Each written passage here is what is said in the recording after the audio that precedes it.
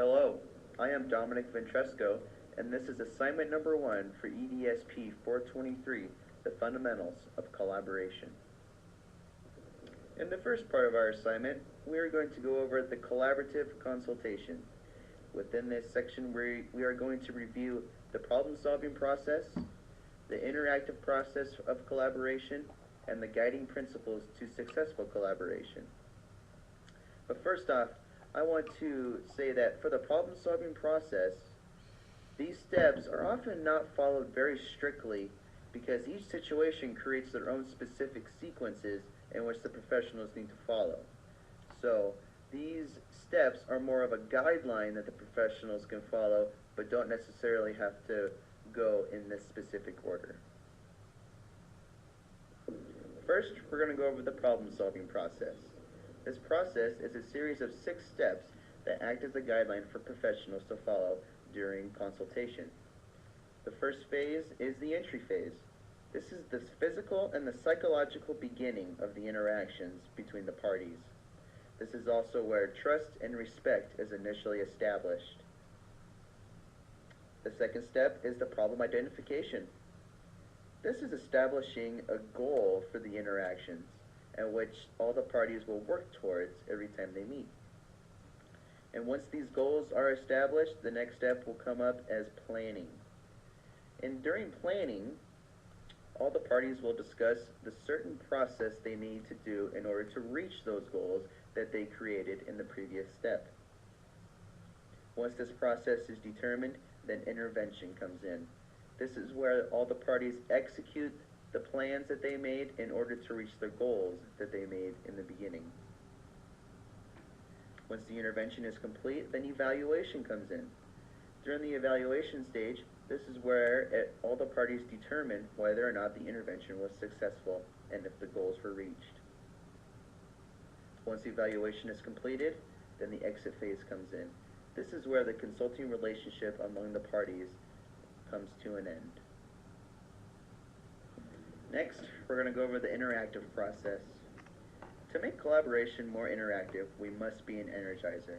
We need to bring forth a positive mindset to every single meeting that we attend. By bringing this mindset, our colleagues will be attracted to us also when we have an upbeat tempo. This tempo displays a can-do attitude towards the work that is being discussed. It will also promote more engagement of our colleagues, thus more progress being made towards our goals.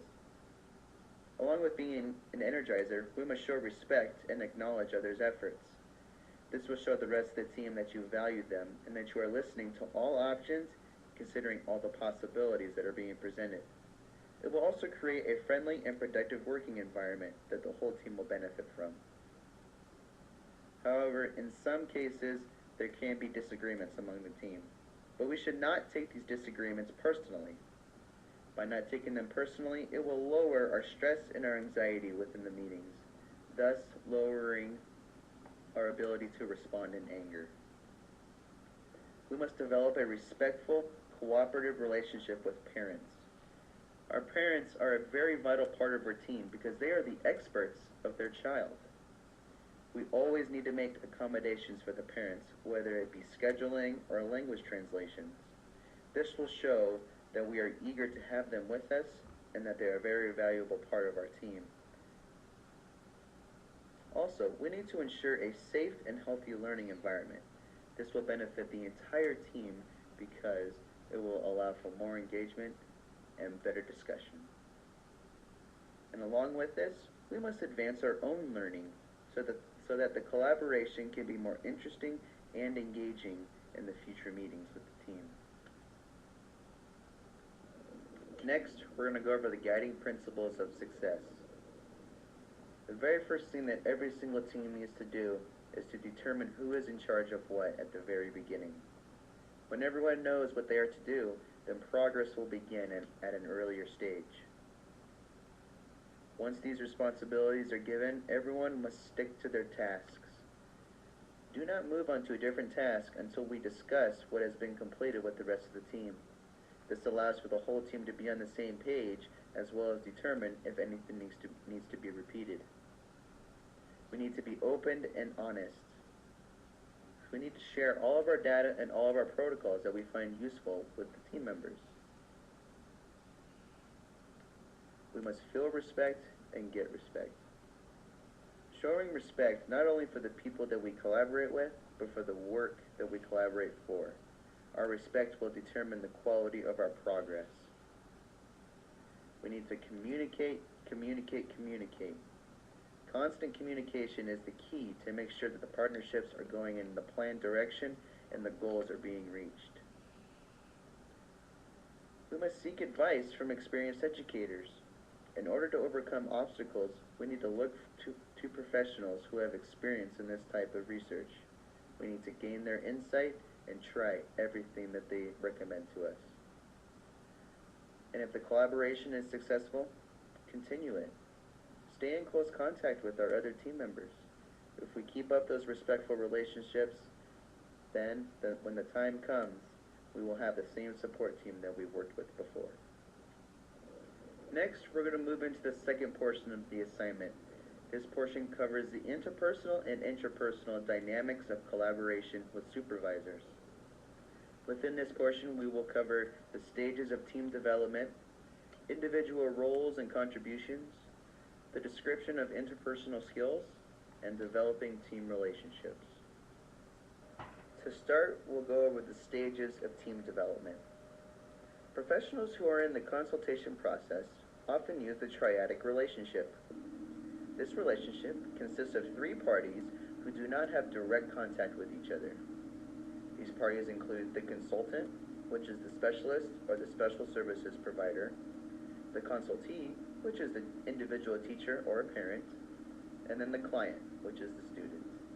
In these cases, the client is often not directly a part of the interaction process between the consultant and the consultee. For students with individualized education plans, they have specific teams that guide them to success. IEP team members, by law, must include a parent, a special education teacher, a general education teacher, and an administrator, which is often the principal, as well as a specialist if the IEP demands it. Once the team is developed, clear roles are established and everyone must understand what each person is doing. Then, the whole team together will make decisions on what to do next, but the administrator ultimately has the final say.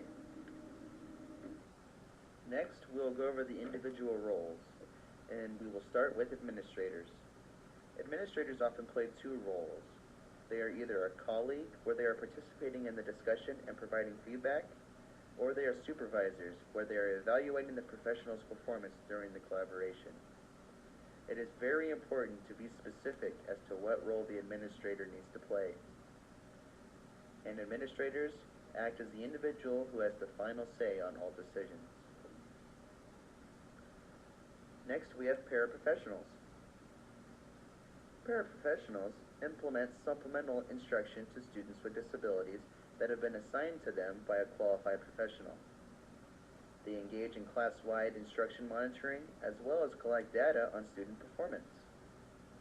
They assist students with personal care supports such as using the restroom or dressing themselves and eating. And they also engage in non-educational tasks such as clerical tasks, cafeteria, busboarding, and field trips chaperones. Next, we have our related service providers.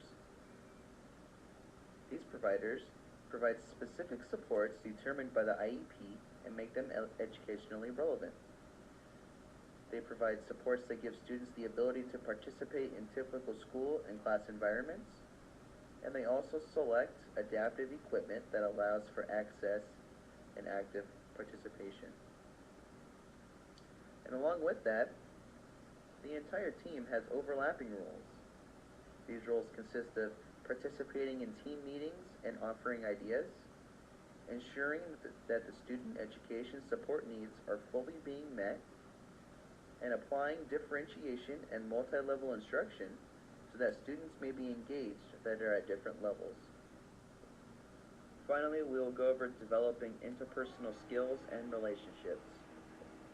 When I sat down with Kim Mikolajczyk of the Moscow School District, we discussed the important aspects of developing team relationships.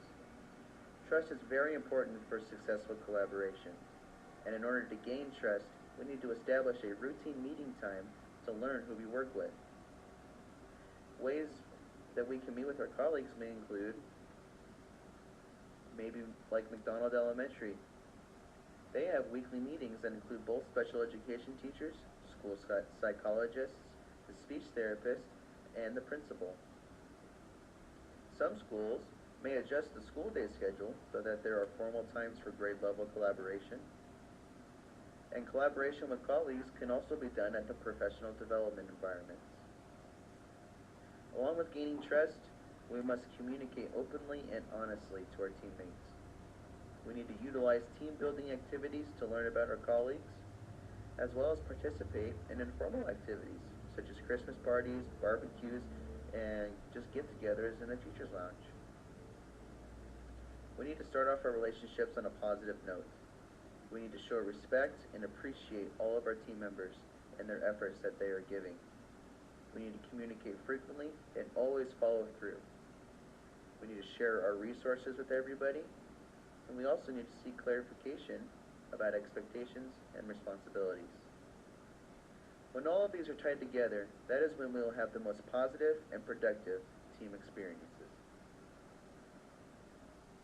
In going through this assignment and reviewing the information it had to provide, I realized that communication is everything. Being in constant communication with your teammates is very, very important because it provides insight for the other teammates as well as makes the entire team on the same page to see how well the team is doing as far as progressing towards the goals. I also realized that giving respect and gaining respect is a very large portion in developing those relationships with your teammates that you need in order to be successful. Respect is the key. A couple questions that I came up with when going through this information was the team meeting format. Is there a specific type of format that the team meetings must follow? Or is it more of a laid-back kind of conversation type of meeting? Or I guess I'm thinking it might just depend on the specific school and the specific team members. But also, I want to know, is meeting more frequently better? Will it be beneficial for the teammates to meet more frequently rather than once a week, maybe meeting twice up to 3 times a week? Or will it hinder the progress of gaining the goal? Skills that I learned from this information is gaining trust and open communication with colleagues. Developing those relationships with those around me is the key to having a productive environment as an educator. And I feel that this will be the number one thing I will constantly be working on when I have a place within a school. And here to close out the assignment is my list of sources that I used for the information that I gained. I appreciate you taking the time to review this assignment. Thank you very much.